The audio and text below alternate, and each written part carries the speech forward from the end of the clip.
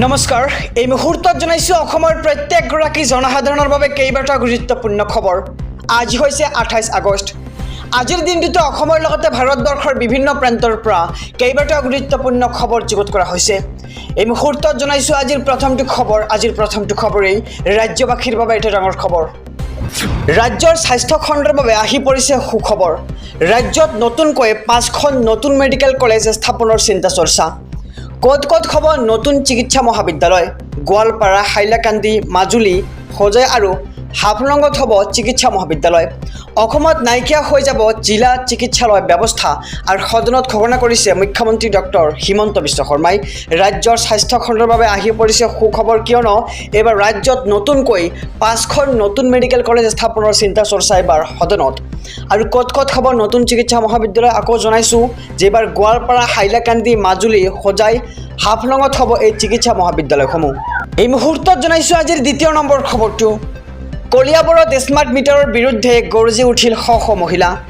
এসপ্তাহৰ ভিতৰত পুৰণি মিটাৰ নলগালে স্মাৰ্ট মিটাৰ খুলি আনি ভাঙি দিম বুলি তেওঁলোকে হুংকাৰ প্ৰদান কৰে। পিন্ধিবলৈ চেণ্ডেল নাই, ক'ৰ পৰা দিম স্মাৰ্ট মিটাৰৰ বিল, এয়া মন্তব্য কৰে কলিয়াবৰৰ মহিলাসকলে। আৰু স্মাৰ্ট মিটাৰৰ বিল দিব নোৱাৰাৰ বাবে কাৰেণ্ট নাই, কি কৰিম। আৰু স্মাৰ্ট মিটাৰে জ্বলা কলা খুৱাইছে এবাৰ সাধাৰণ জনতাক। APDCLৰ কাৰ্যালয় ঘেৰাও কৰি প্ৰতিবাদ শ মহিলাৰ।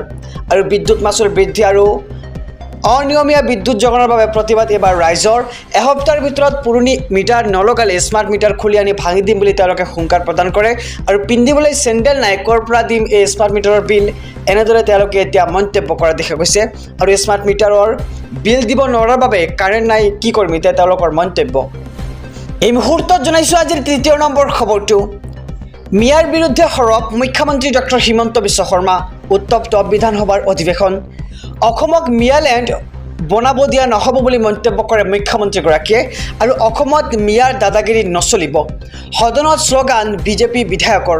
সংখ্যালঘুৰ কথা ক'লে কিয় গুজৰি উঠে, মোৰ কথা শুনিবলৈ ভয় খায় যদি কথাবোৰ আনে কিয়, এনেদৰে মন্তব্য কৰে মুখ্যমন্ত্ৰীগৰাকীয়ে। আৰু সংখ্যালঘুৰ ভোটৰ কাৰণে প্ৰতিযোগিতা কৰক, মই তাত নাই বুলি মন্তব্য মুখ্যমন্ত্ৰীৰ। আৰু ভাষণ প্ৰসংগত মন্তব্য মুখ্যমন্ত্ৰী ডক্টৰ হিমন্ত বিশ্ব শৰ্মাৰ। আৰু মিয়াৰ প্ৰসংগক লৈ উত্তাল হৈ পৰিল বিধানসভা অধিৱেশন। অসমক মিয়ালেণ্ড বনাব দিয়া নহ'ব বুলি মন্তব্য কৰে মুখ্যমন্ত্ৰীগৰাকীয়ে। আৰু অসমত এইবাৰ মিয়াৰ দাদাগিৰি নচলিব। আৰু সদনত শ্লোগান বিজেপি বিধায়কৰ। কোটি ৰেচন কাৰ্ডৰ হিতাধিকাৰীলৈ আহি পৰিছে ডাঙৰ খবৰ। এতিয়াৰ পৰা ৰেচন কাৰ্ডত লাভ নকৰিব বিনামূলীয়া চাউল। ৰেচন কাৰ্ডক লৈ ডাঙৰ সিদ্ধান্ত কেন্দ্ৰ চৰকাৰৰ। দেশৰ 90 কোটি লোকক সামৰি লয় এই ৰেচন কাৰ্ডে। আৰু কেন্দ্ৰৰ সিদ্ধান্ত অনুসৰি এতিয়াৰে পৰা হিতাধিকাৰীয়ে লাভ নকৰিব চাউল। আৰু চাউলৰ পৰিৱৰ্তে 9 বিধ সামগ্ৰী বিনামূলীয়াকৈ দিয়াৰ সিদ্ধান্ত এইবাৰ কেন্দ্ৰৰ।